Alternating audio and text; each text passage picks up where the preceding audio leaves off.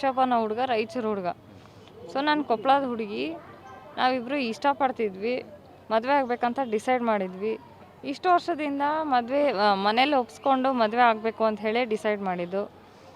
So ಒಂದು 6 to 7 months back ತಾಳಿ ಕಟ್ಟಿದ್ದ. ಅಂದರೆ ಗುಡಿನಲ್ಲಿ ಇಬ್ಬರೇ ಕಟ್ಟಿದ ಮೇಲೆ ನಂಬಿಕೆ ಕೊಟ್ಟ, ಮನೇಲಿ ಎಲ್ಲ ಒಪ್ಪಿಸಿ ಮದುವೆ ಆಗೋಣ ಅಂತ ಹೇಳಿ.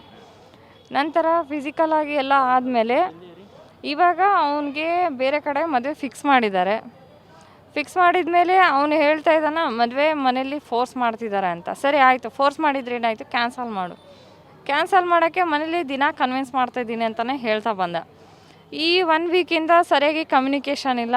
ಒಂದು ಸ್ವಲ್ಪ ದಿನದಿಂದ ಫೋನ್ ಇಲ್ಲ, ವಾಟ್ಸಪ್ ಇಲ್ಲ, ಏನೂ ಇಲ್ಲ. ಸೊ ಕಮ್ಯುನಿಕೇಷನ್ ಇಲ್ಲ, ಏನೂ ಇಲ್ಲ. ಸೊ ಹಾಗಾಗಿ ನಾನು ಡೈರೆಕ್ಟಾಗಿ ವುಮೆನ್ ಪೊಲೀಸ್ ಸ್ಟೇಷನಿಗೆ ಬಂದಿದ್ದೀನಿ. ನ್ಯಾಯ ಕೊಡಿಸ್ರಿ ಅಂಥೇಳಿ. ನನಗೆ ಅವನೇ ಬೇಕು ಅಂಥೇಳಿ ಕೇಳ್ತಾ ಇರೋದು. ನನ್ನ ಮದುವೆ ಆಗಿದ್ದಾನೆ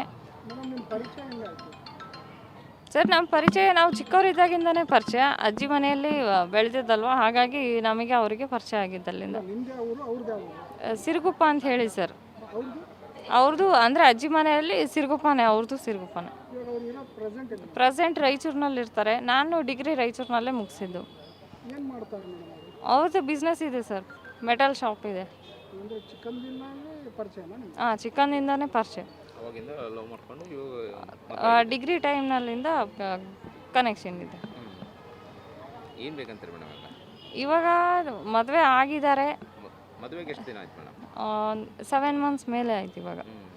ಸೊ ಹಾಗಾಗಿ ದೈಹಿಕ ಸಂಪರ್ಕನೂ ಆಗಿದೆ. ಇವಾಗೆಲ್ಲ ಯೂಸ್ ಮಾಡಿಕೊಂಡು ಇವಾಗ ಮನೇಲಿ ಫೋರ್ಸ್ ಮಾಡ್ತಾ ಇದ್ದಾರೆ ಅಂತ ಬೇರೆ ಹುಡುಗಿನ ಮಾಡ್ಕೊಳೋದು ಸರಿಯಲ್ಲ ಅಂಥೇಳಿ ನಾನು ಅದು 2ನೇ ಮದುವೆ ಅಂಥೇಳಿ ನಾನು ಕನ್ಸಿಡರ್ ಮಾಡ್ತೀನಿ. ಹಾಂ, ನನಗೆ ಒಂದು ವಿಡಿಯೋ ಥ್ರೂ ಗೊತ್ತಾಯಿತು ಇನ್ಸ್ಟಾಗ್ರಾಮ್ ಪೇಜ್ನಲ್ಲಿ ಒಂದು ಸ್ವಲ್ಪ ದಿನದ ಹಿಂದೆ. ಹಾಗಾಗಿ ನಾನು ಇನ್ನು ಭಾಳ ದಿನ ಉಳಿದಿಲ್ಲ, ನನಗೆ ಕಮ್ಯುನಿಕೇಷನ್ ಇಲ್ಲ ಅಂಥೇಳಿ ನಾನು ಡೈರೆಕ್ಟಾಗಿ ಪೊಲೀಸ್ ಸ್ಟೇಷನಿಗೆ ಬಂದು ನ್ಯಾಯ ಕೇಳ್ತಾ ಇದ್ದೀನಿ.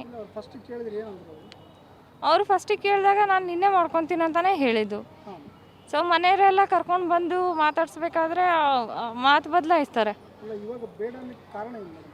ಮನೆಯವರು. ನಮ್ಮನ್ನು ಯಾಕೆ ಅವಾಯ್ಡ್ ಮಾಡ್ತಾರೆ? ನಂದು ಕ್ಯಾಸ್ಟ್ ಬೇರೆ ಅಂತ ಹೇಳಿ ಅವಾಯ್ಡ್ ಮಾಡ್ತಾ ಇರ್ಬೋದು.